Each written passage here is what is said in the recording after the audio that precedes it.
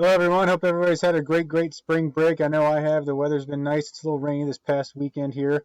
I'm sure you haven't thought much about coming back to school, but this is a little video to get you ready for that. We've got a little stretch run coming up ahead of us. We've got our days off are all gone. No more snow days, no more Mondays off or anything like that. I think we've got a nice stretch of weeks here. We got the stretch run starting up now, so we've got that going on. Hope you enjoyed the time off. I know I certainly did. And we're ready now to come back, and we're going to do a little preview today about what's going on now that we've got all these 7 weeks ahead of us before the end of school. A lot of work to get done, a lot of ground to cover. So let's talk about it. In math, we're going to recap decimal division and talk about zeros in the dividend, which is a special thing I'll talk about once we come up to that, as little special cases and scenarios where we don't have remainders anymore. We're going to be having the power to solve these problems exactly with exact decimal answers. We'll talk about that a little bit this week. We'll have a quiz on Friday. Now, usually before a break, I like to get to an end point, especially like the end of a chapter. We didn't quite get there last week or the week before break. With a few other things going on. That's okay. It's actually a good way to kind of come back and get our legs back underneath us to get rolling and rocking and on the math processes we want to talk about. So we'll have a quiz on Friday, which will officially finish our decimal division stuff, and then we'll talk later on about what's coming up after that. New thing. We've been doing decimals for a while. Let's get to the end of this first, and then we'll talk about that next week, what's coming up afterward. So that's what's going on with math. In science, we had a great science fair experience right before break. I was super pleased with how it went. Great presentations. Everybody had great, unique ideas for their projects that they did. Wonderful presentations, especially from our audience asking great questions about the science process, good science-based questions about why you chose to do things the way they did.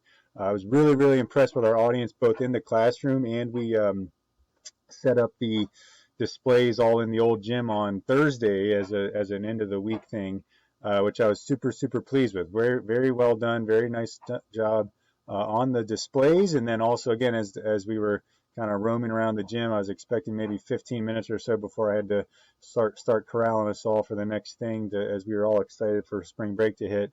But it probably took at least about 30 minutes while the kids were exploring each other's projects in a very nice, calm manner and very interested in the displays. It was very great to see. That's the big celebration I like to see. They did a great job with that. So hats off to you guys again. A wonderful way for me to experience the science fair is to see the interest from all of you in each other's projects. That was wonderful.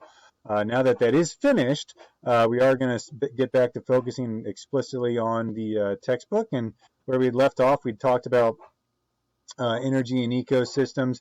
We talked about the roles of organisms in ecosystems. So from our plants, which are our producers, to our consumers, the animals that eat, omnivores, herbivores, carnivores, those different roles that they play.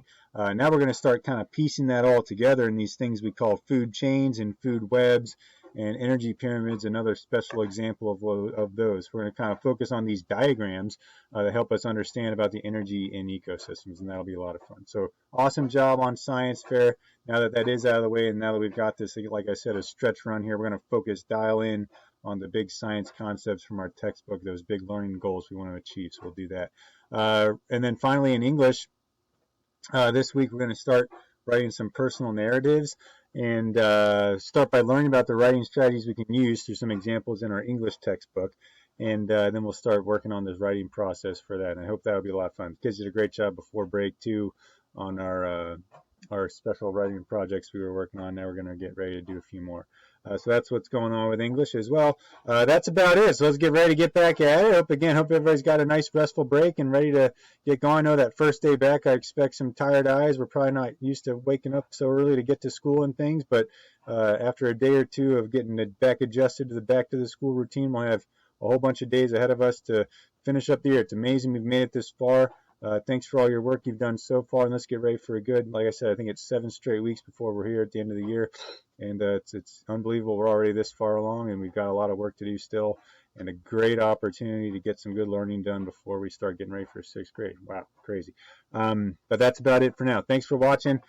Come back ready. I'm looking forward to see you guys with some energy, and we'll get it all going here on Monday. Thanks, everybody.